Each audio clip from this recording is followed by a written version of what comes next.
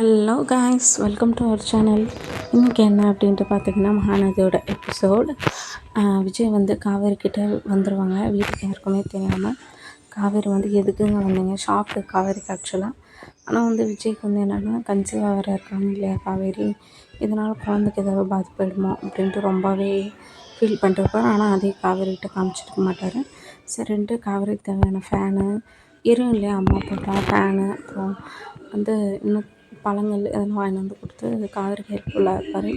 காலையில் வந்து கதவு தட்டுவாங்க சாரதம்மா.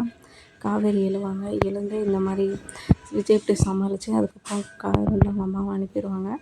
அந்த டாக்டர்கிட்ட போய் விஜய் கன்சல்ட் பண்ணுவாங்க. டாக்டர் ஒருத்தர் உடம்பு ஒரு மாதிரி நெட்டில் பார்த்தெல்லாம் சர்ச் பண்ணி பயப்படாதீங்க, டாக்டர் கன்சல்ட் பண்ணுங்கள் அப்படின்னிடுவாங்க.